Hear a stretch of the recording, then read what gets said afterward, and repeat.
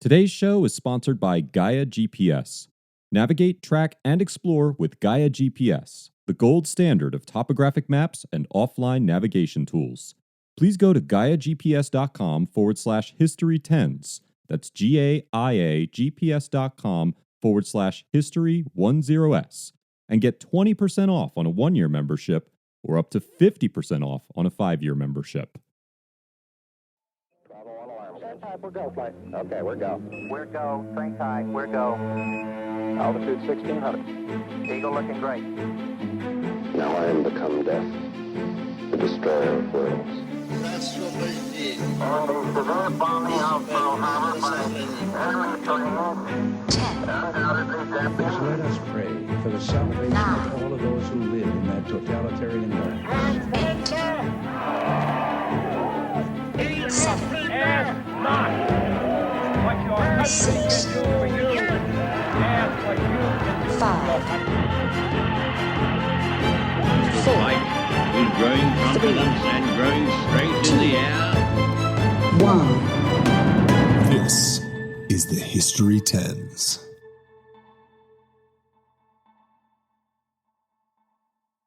All right. Hello, everyone, and welcome to the very first episode of the History 10s. Thanks so much for checking us out. I'm your host, Andrew Baldwin. I figure we'll start out with a real quick background on who I am and what exactly this podcast is all about, and then we'll get right into it. So, the History 10s. What the heck am I talking about when I say the History 10s? Well, basically, what we're looking to do here is with every show, we're going to talk about 10 really cool stories from history that all revolve around a central theme. So today, as you may have seen it in the title, we're doing 10 animals that changed world history. And then we can do this with every theme. So we could do 10 times weather changed world history, 10 times alcohol changed world history. The point is we're going to be having a central theme with every show, and then around that central theme, we're going to be doing 10 really cool short stories based around that theme. So now that you have an understanding of what the show is basically going to be about, I kind of want to talk with you now about why I wanted to do a show like this. I guess I'll start with the disclaimer of I'm not a historian. I want to start by saying that. I'm not a historian.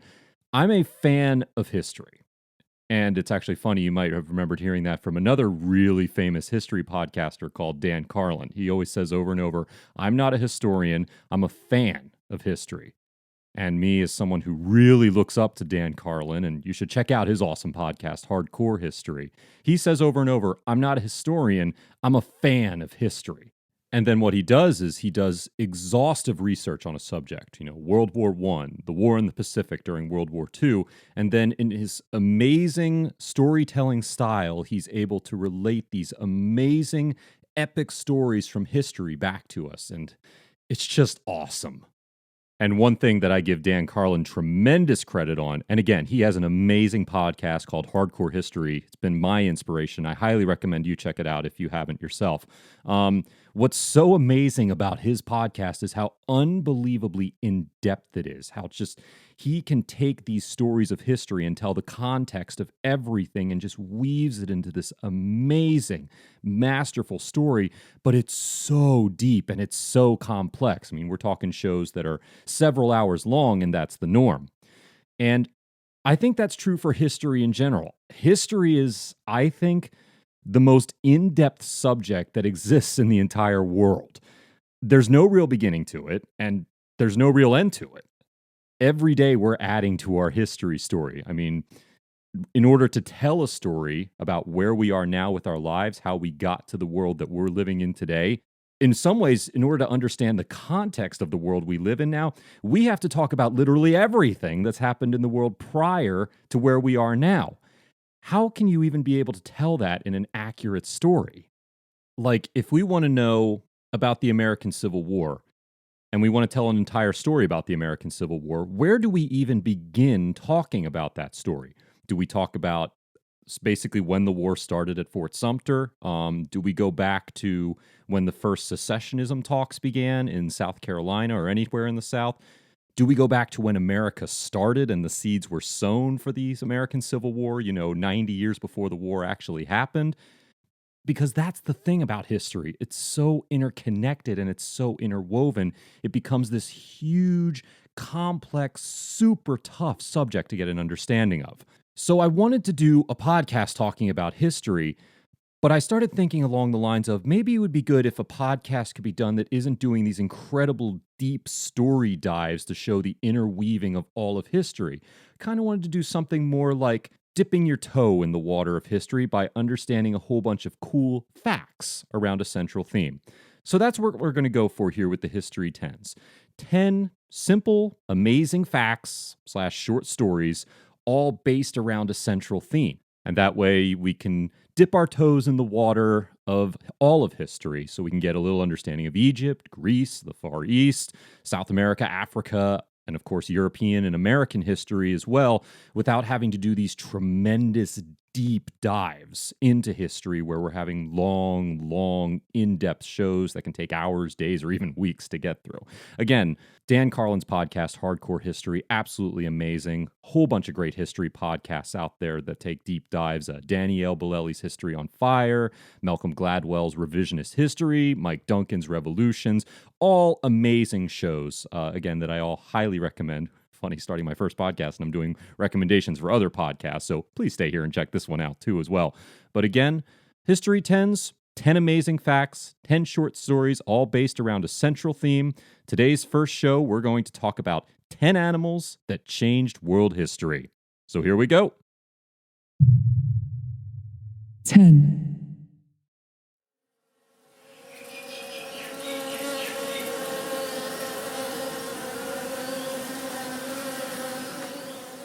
Feeling uncomfortable yet? I mean, I know I am. That might be my least favorite sound in the world.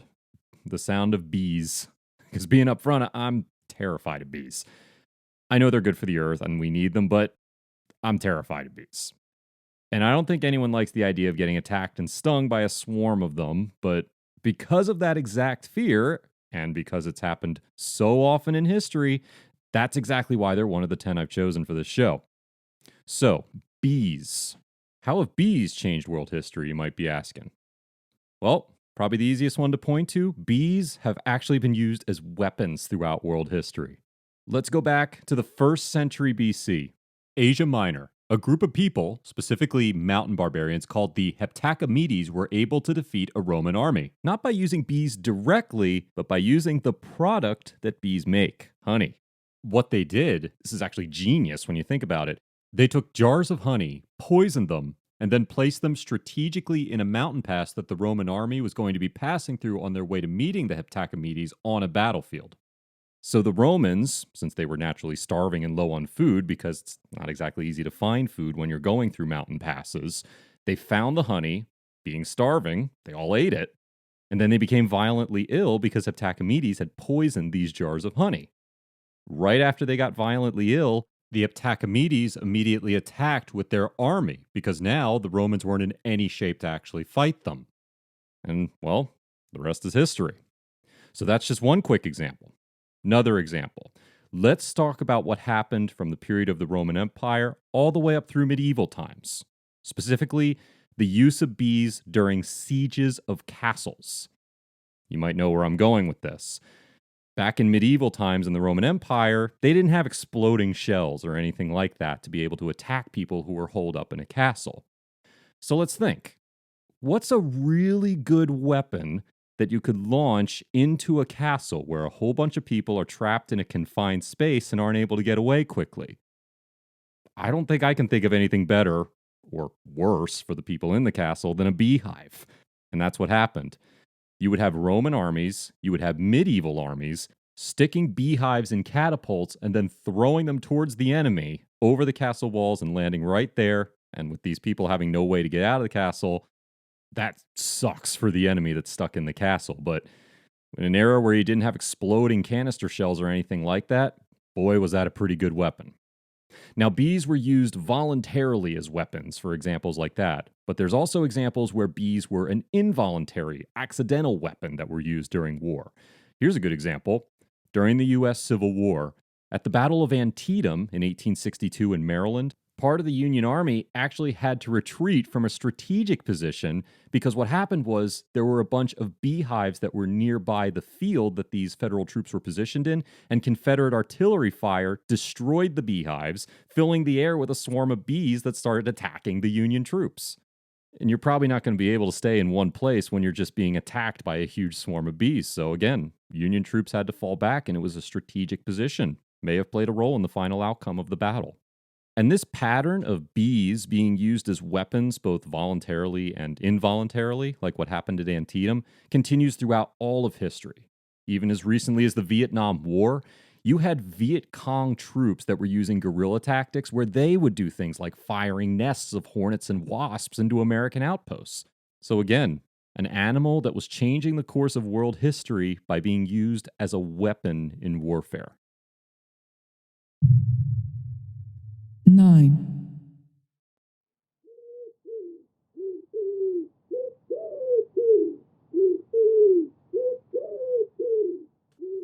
Never thought I'd be so happy to hear the sound of a pigeon instead of the sound of bees. Pigeons are on our list, and pigeons, just like bees, have also been used in wartime. But they weren't used as dive bombing like bees were. I mean, personally, I think the view of a dive bombing pigeon would be funny, but anyway, I digress. Pigeons. They've affected world history because, as used in wartime, like I said, they were used to transport messages between military units, and they also conducted aerial reconnaissance. Now, you're probably wondering, well, why choose pigeons?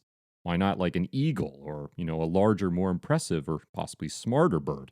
Well, pigeons, they were used because of three things. They could fly fast, they can fly at a high altitude, and they also have an excellent homing ability.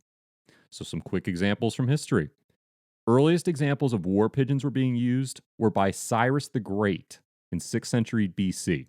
And personally, I find that really impressive that we were using pigeons as far back as 6th century BC. But the example I want to stick with is the First World War. Now, the First World War has tons of stories revolving around the use of carrier pigeons. So what would happen is these pigeons, they would have messages strapped to their legs, and they would fly from one military unit to another because, it's the First World War. Stealth planes haven't been invented yet, and instant communication isn't readily available yet. And let's realize what we're talking about here. These messages that the pigeons were transporting, they weren't simple messages either. I mean, these pigeons were used in life or death situations. The survival of a military unit would depend on this pigeon successfully delivering the message. So that brings me to this quick story. The story of the pigeon named Cher Ami, which means dear friend in French. This pigeon saved the lost battalion of the 77th Division of the U.S. Army in the Battle of the Argonne Forest in 1918. So here's what happened. During the battle, the lost battalion, as they've come to be known, they became surrounded by German forces. And then in the confusion of the battle, because this happened all the time in the war, they started getting accidentally hit by nearby U.S. artillery units who thought that they were just shooting at the German forces. As a result, the lost battalion, in the midst of all this fire, attached a message to Cher Ami ordering the nearby U.S. artillery units to stop firing on their position so they could continue to hold off the German assault. Cher Ami took off, and she was shot and hit multiple times by German forces as she was flying. Because you also got to remember, German forces knew every time you see a pigeon, you should shoot it. It's delivering a message. Nevertheless, despite her being hit multiple times by the German forces, Cher Ami was able to deliver her message. The U.S. artillery units were able to cease their fire after realizing their mistake, and then this lost battalion was then able to hold their position until the reinforcements were able to arrive and drive off the Germans. Cher Ami's actions are believed to have saved the lives of almost 200 U.S. soldiers. And to give you an idea of how she is recognized for this, Cher Ami today is taxidermied and memorialized at the Smithsonian Institute in Washington, D.C.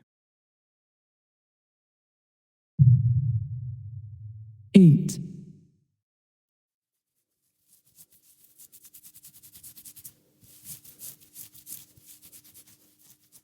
Okay, so that's not exactly the sound the animal makes. That's more like an effect of the animal. So, don't know what I'm talking about? I'm talking about fleas. Kind of hard to find a sound for fleas, but we all know that fleas are synonymous with scratching. So, fleas Number 8 on this list for an animal that has changed world history. Now, what do we think about when we think about fleas? Filth, unsanitary conditions, right? And with good reason, because fleas have contributed to some of the most deadly diseases in human history. And for this one, we're going to point to probably the easiest example of world history being affected by fleas: the Black Death. Now, for a quick recap on the Black Death occurred in the early Renaissance period of the world, so mid-14th century. The Black Death was a form of bubonic plague. Now, it was prevalent in rats, but the Black Death spread primarily to humans via the bites of, you guessed it, fleas. And it's believed to have killed 1 out of every 3 people in Europe at the time, meaning about 25 million people died in the mid-14th century in Europe because of the bites of fleas. Now, a lot of us who study history probably are familiar with all of this, but let's dive in a little bit deeper. You know, on the surface, the Black Death is certainly one of the most defining events in Renaissance history. 1 out of 3 people in Europe, 25 million people died. But it's not just the numbers. You got to remember, the spreading of the Black Death resulted in social, economic, and political changes throughout Europe in addition to the sheer death toll. I know it's pretty hard to put a positive spin on the fact that 1 out of every 3 people in Europe died, but there is ironically a positive effect that came from the Black Death. And that was the benefit that it created for the peasants who survived. You see, due to the sheer number of people who died, there was a labor shortage. You didn't have that many people working because so many people were dead. And as a result, the peasants who survived suddenly were much more valuable because they were the only ones who could actually work. They now could demand and receive better living conditions and better pay than they had before because now they're more valuable since they're the only workers who are left. This was an unintended, ironic benefit that happened for peasants, all because of the bites of fleas. I think what's also worth noting about the Black Death is that it was kind of the first major modern wake-up call for the world. Because what I mean by that is that the Black Death actually didn't start in Europe. It actually started in Central Asia, and it spread to Europe. And the reason why it did that was because the Renaissance, this time period, was seeing increased trade and commerce all across the globe. There were rapidly increasing technological and social progresses going on, including increased trade. And as a result, an unintended consequence of this was that diseases like the Black Death could now spread more easily from one area of the world to another. The entire order in the most technologically developed areas of the world at that time were put into utter chaos. And again, it was all because of a disease that was spread primarily by fleas. 7.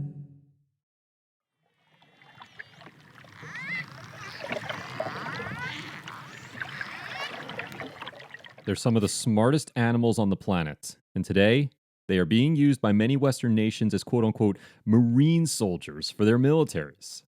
I'm talking, of course, about flipper, dolphins. Now, dolphins, it's more of a modern look we're going to be taking with them, because dolphins, as I mentioned, are being used a lot in the last century as marine soldiers. When we talk about the amount of military hardware and the number of military lives that have been spared because of the effort of dolphins, we are talking about a legit impact on history that dolphins are doing. Now, where did this all come from? How did dolphins become marine soldiers for Western militaries? Well, you see, over the last century, scientists have been studying the underwater sonar capabilities of dolphins. And what's really cool is scientists have been able to determine how dolphins have been able to locate items quickly in deep, dark water while moving at the same time. And because of that knowledge, scientists and marine biologists, because we were able to take advantage of how incredibly smart these animals are, we were able to train them to do tasks, including tasks for military operations. So let's go as far back as the Vietnam War. That's probably the first major time in American history, for example, we started seeing dolphins being used as marine soldiers. They were doing amazing things. Let's see. They were delivering equipment to divers. They were finding and retrieving lost equipment, guarded military ships and submarines, and they did underwater reconnaissance by holding cameras in their mouths. And this was as far back as the Vietnam War, folks. Let's fast forward the clock a little bit, 40, 50 years. Now, with all these advancements in military technology, military science, and of course, marine biology, we've been able to use dolphins for even more sophisticated missions. Here's a great example. Dolphins are now capable of detecting and marking underwater mines. Our military will train the dolphin to locate a mine and then deposits a weighted buoy next to the mine so that it's marked for friendly ships to avoid and eliminate. Again, you got to think about how much military hardware and how many military lives have been spared because of dolphins. Now, I know I'm being pretty generic here about dolphins, so I don't want to settle for that. I want to tell you a quick story about how a group of dolphins saved a certain historical figure. We hear about it all the time, and if you do a quick Google search, you can probably see stories of how dolphins have actually helped push people back to land when these people have become stranded out at sea. Well, there was a story of one individual who went surfing at his favorite beach, and he unfortunately decided to fall asleep on his surfboard while he was out catching some waves, and he woke up too far from land for him to be able to paddle back, completely stuck out there. He's not going to be able to get back without drowning, right? What happened was, as he started trying to paddle back to shore, as hopeless as the cause was, he said he started seeing fins all around him. So now he thought, oh crap, I'm dead. Sharks are coming. Turns out they were a group of dolphins, and they started pushing this guy all the way back to shore. That man was named Dick Van Dyke. Not a huge figure from history, but certainly a figure who's important in television history. That man was saved by a group of dolphins.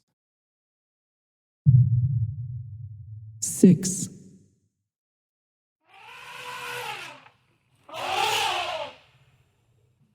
Need I say more for that one? Elephants have been used by man for millennium. And just like anything with man, we use them for constructive reasons as well as destructive reasons. I want to go back again to my favorite podcaster, Dan Carlin. He talked in a show about the Punic Wars, which were the wars between Rome and Carthage. And I always loved one of his opening taglines to get everybody pulled in. Try to picture something in your head. Ever fight an elephant in hand-to-hand combat? When you really think about it, how crazy of a thought is that? You have a spear in your hand, and imagine, on the opposite side of a battlefield is a whole bunch of elephants. And now you have to go get them as they're charging towards you. It's just a crazy thing to think about in the modern world. And that's what we saw in our world from around 1000 BC to around the 19th century. Mankind was using elephants as living tanks, giant living weapons of war. It's just crazy to think about that was what we were using up until then. Now, the invention of modern artillery rendered elephants as obsolete for war purposes, but again, before we built tanks, before we built that type of modern equipment, it's just nevertheless formidable of a concept to have to go charge an elephant that's charging towards you. Just one of the things that makes ancient history so amazing. Again, some other examples from history. Alexander the Great, he used elephants to conquer Persia. Hannibal used them in his wars against Rome, like I just mentioned for the Punic Wars. Forces from Chamba, which is now southern Vietnam, used them against the army of the Sui dynasty when it invaded from China. And the Turco-Mongol ruler Timur fought against them in his conquest of Delhi in the late 14th century. But elephants haven't just changed world history through war. I mean, after all, these animals as we know them are quite gentle. And so fittingly, they are also used for far more peaceful reasons.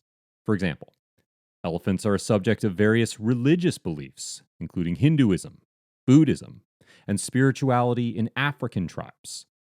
They've also been used, and in some places around the world they're even still used today, as working animals, specifically in Asia and Africa, where they serve as a means of transportation, a means of hauling large loads for construction and forestry work, and, you may not know this, they're used to help in making coffee. Probably the easiest example I can point to is this coffee called Black Ivory coffee. Now, if you're someone like me, you love coffee. You need coffee. I needed to drink coffee before doing this podcast. But Black Ivory coffee is probably known as the most expensive coffee in the world. The caviar of coffees, if you will. And elephants are actually used to help make this coffee.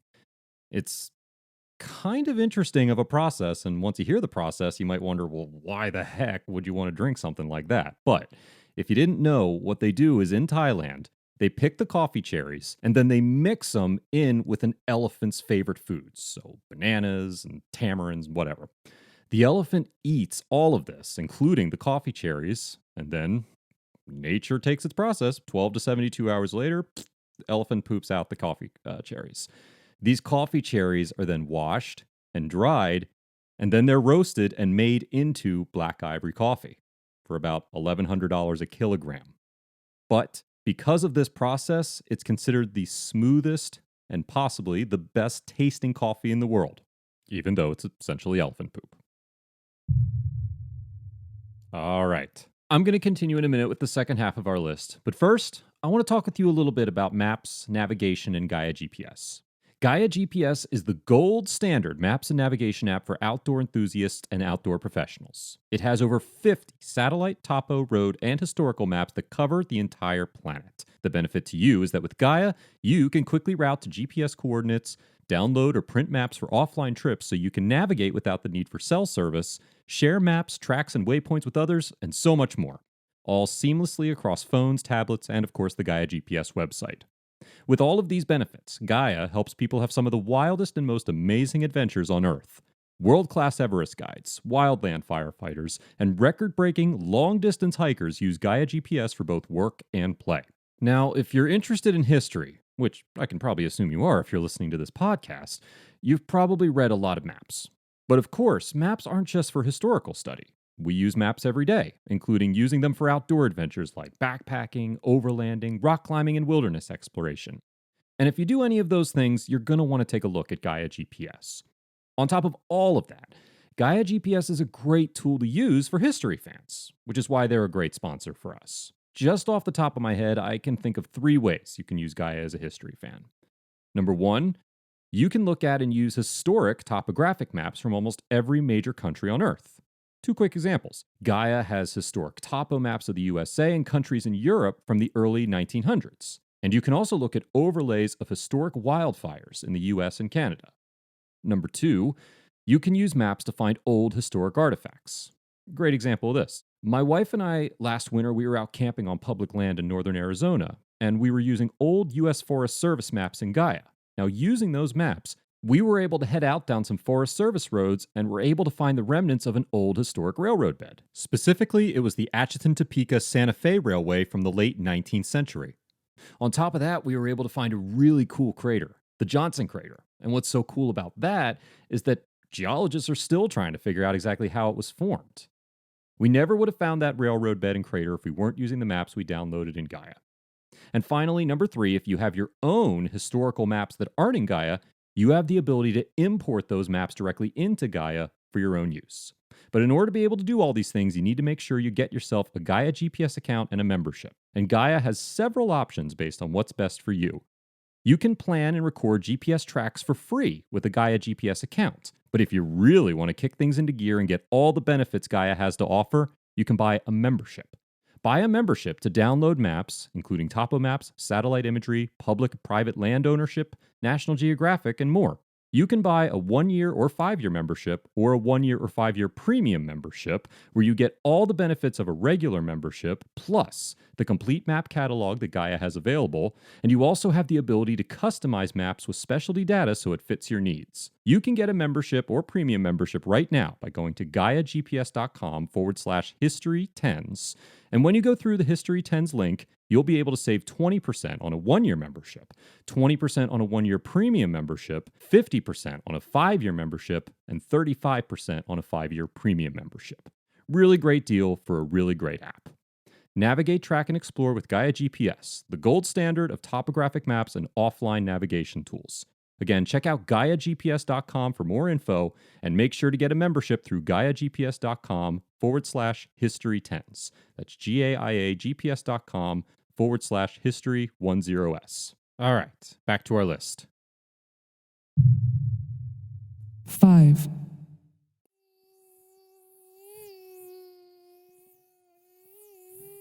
We all know that sound from the spring and summer. The sound of mosquitoes buzzing around our heads and giving us all those nasty bites.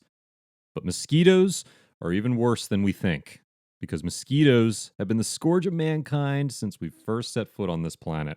No animal in world history has killed more human beings than the mosquito. Even fellow human beings killing fellow human beings. It's nothing compared to the mosquito. Now, there's a bunch of famous charts that you can actually look at online that shows the number of people killed by animals every year. dogs, snakes, crocodiles, hippos, elephants, lions. And you might notice the numbers for those animals are pretty small considering there's 7 billion people on this planet. But there's two that stand out: fellow humans and the mosquito. Now, humans have killed about 475,000 of their fellow humans every year.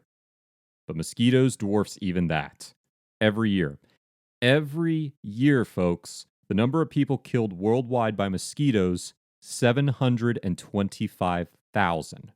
725,000 people a year are killed by the mosquito. Now, granted, it's not the actual mosquitoes that kill people. What actually kills these people are the diseases that the mosquitoes transmit when they bite. Malaria is the most common, but other examples include nasty and infamous diseases like yellow fever, West Nile virus, Zika, and dengue fever.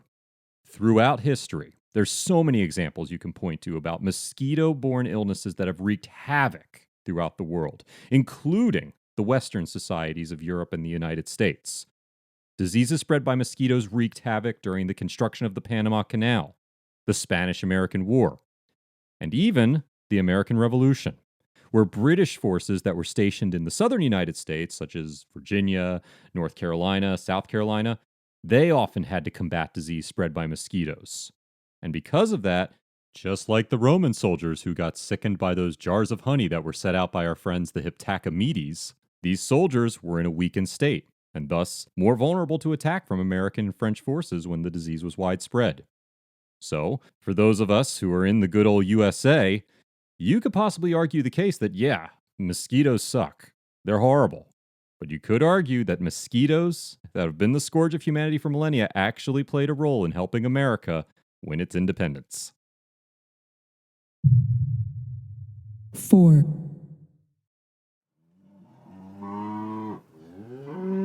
Cattle, of course, have been an extremely useful animal for humanity due to their physical strength, their social abilities, their intelligence, and all the available resources they can provide for us. Humanity could not exist in the capacity that it does today if it wasn't for cattle. They've been used for thousands of years for tons of things: meat, dairy products, work such as pulling carts or plows, leather, manure and fertilizer for agriculture, and pretty much anything else you can think of. Now, in addition to all of their actual practical uses, cattle have also been used throughout history as currency, as religious symbols, especially with Hinduism in India, and also as signs of heraldry throughout the West. All of these uses for cattle have been going on for basically the last 10,000 years, because the cattle was first domesticated around 8500 BC in, of all places, southeast Turkey.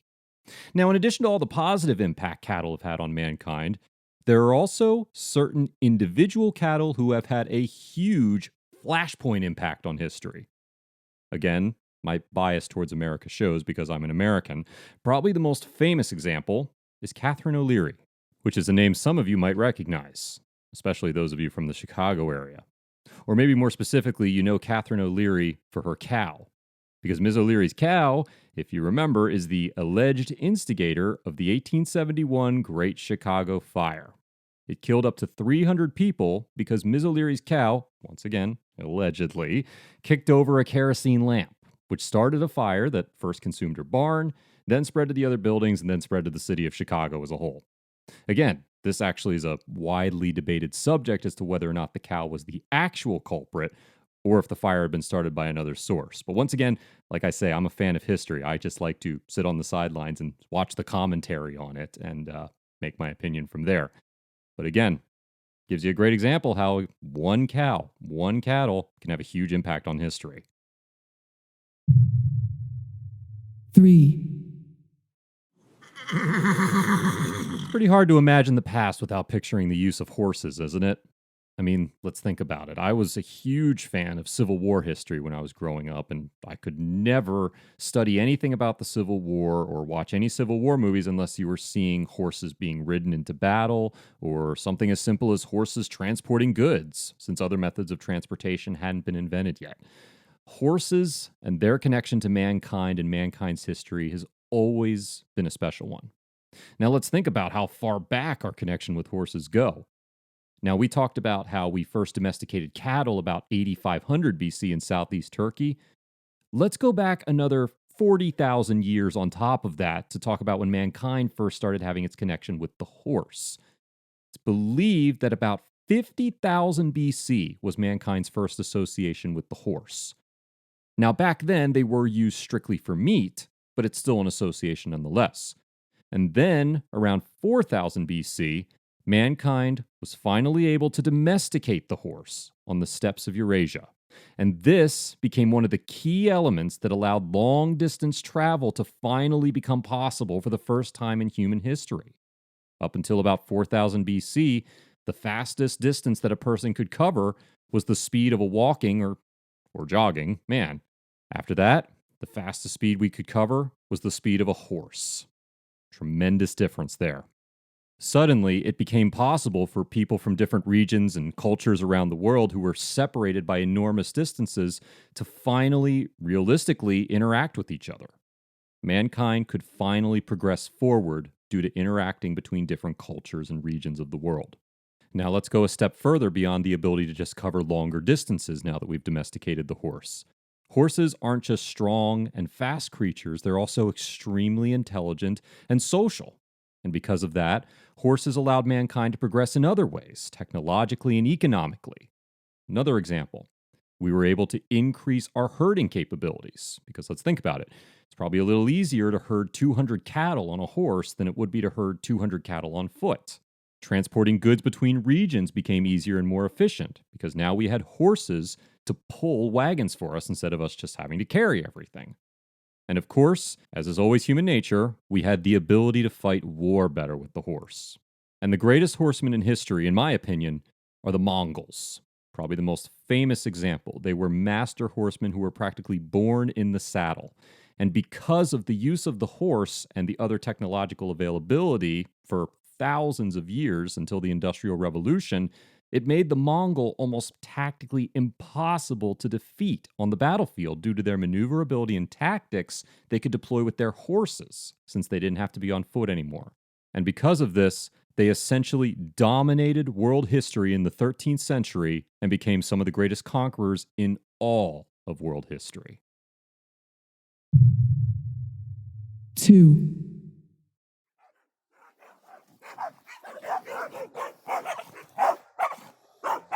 Just like with horses, you can't do a show where you're talking about the most important animals having the greatest impact on history without talking about man's best friend, the dog. I'm sure we can all attest to ways that dogs have affected our lives personally, and of course I'm biased on this one because I have two amazing dogs of my own, but of course it goes across our species as a whole. Dogs have played an enormous role on the development of mankind and of course have had an enormous impact on world history. Honestly, I could probably do a show in and of itself of 10 ways that dogs have impacted world history. And, well, if you guys like that subject, maybe we'll do that for a future show. Anyway, there's a great deal of discussion, honestly, about how there's a symbiotic and even possible genetic bond between mankind and dogs, since man and dog have grown and evolved together over thousands of years. And of course, there are countless ways that dogs have been used throughout human history. Not just, of course, as a pet, but for things like hunting, tracking, herding, guarding, assisting, providing companionship. The list is endless. I think rather than talking broadly about dogs, the way we've been talking about how cattle and horses have impacted human history in general, for dogs, I actually want to give you 3 short stories, just giving you an idea of how individual dogs have impacted the world that we live in today, and not just the broad picture of how dogs have impacted mankind as a whole throughout our history. So again, here's 3 quick stories of famous dogs, famous individual dogs, that have performed actions that directly impacted the world we live in today. We're going to start with a little dog, a Siberian Husky mix specifically called Laika. Laika was the dog that rode aboard Sputnik 2, which was a satellite launched by the Soviet Union in November of 1957.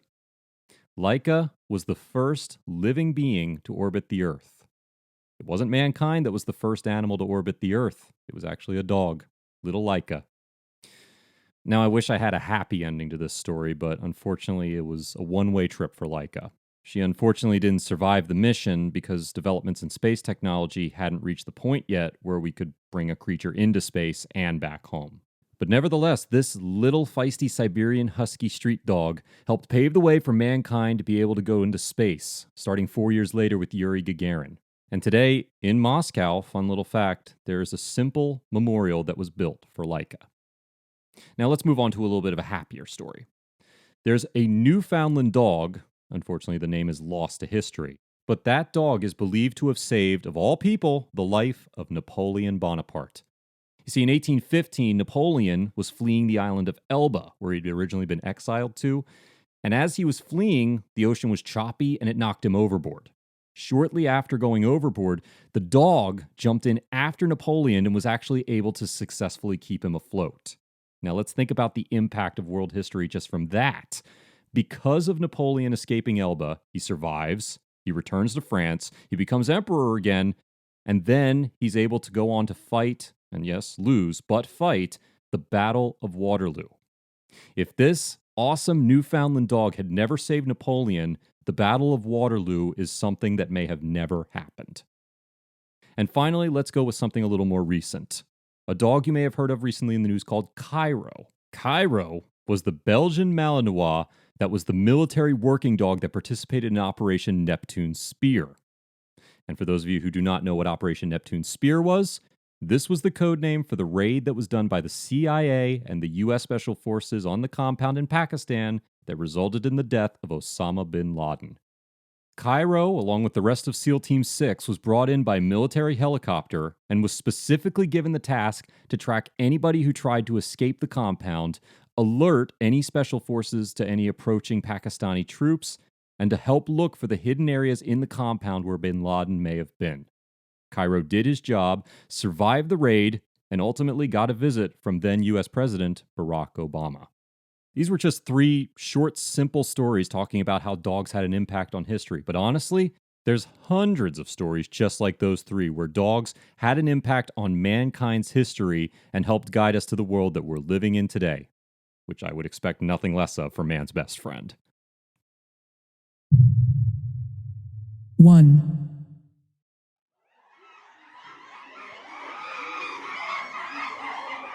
We finished the first History 10s list by talking about the species that has a very close connection to us genetically, monkeys. Now, while we're not directly descended from monkeys, we're more directly descended from apes, mankind nevertheless has been closely connected to monkeys and primates in general throughout our history. Now, monkeys are like elephants. They have a significance in religions such as Hinduism and Buddhism. Now, they've also been used as part of research in many biological studies and have been closely studied for their intellect and their incredible ability to process thought and complex social interactions that are so similar to humanity. But like talking about dogs, rather than focusing on all the general ways that monkeys have influenced our history, I want to finish with one simple story that is perhaps the all-time record for a single animal having the greatest impact on world history. And wouldn't you know it, it comes from a monkey. We're going to go back to October of 1920 for this one. In October of 1920, a monkey bite killed a monarch, King Alexander of Greece. Alexander, in that month, had been walking through a garden when a number of primates suddenly attacked him, including one monkey that bit him on the torso and leg. And for poor Alexander, he ultimately died a few weeks later from infection and sepsis from the bite. Now, hearing that story by itself, that may seem kind of big, a world monarch getting killed by the bite of a monkey, by the bite of an animal. That's a big influence. But here is where the story becomes huge, because what makes it huge is what happened as a result of Alexander's death. You see, the untimely demise of Alexander at the hand of a monkey resulted in the formerly deposed Constantine I, who was Alexander's father, being able to come back to power as a result of Alexander's death. Now, the reason he had been deposed was because he had pro-German sympathies during the First World War. So once Constantine I was back in power, he was able to implement a large number of political changes that resulted in the Allied powers withdrawing their support from Greece. And the thing that's critical about this is that at the time, Greece was in a war with Turkey as a result of the partitioning of the Ottoman Empire that had happened after the First World War ended. So now, as a result of Constantine's actions that resulted in the Allies withdrawing their support, Greece was left to fight on against Turkey for another 3 more years in a war that ultimately ended in Turkish victory, an event known to history as the Greek Genocide. And while we'll never know for sure what actually may have happened if Alexander hadn't been bitten by that monkey, it's truly amazing to think about how the actions of one animal, one monkey, may have potentially had such a sweeping effect on world history. And with that, our first History 10s list of 10 animals that changed world history comes to a close. 0. Thanks for listening, everyone, and hope you enjoyed this first episode of the History 10s. Make sure that you subscribe and share this podcast if you enjoyed it.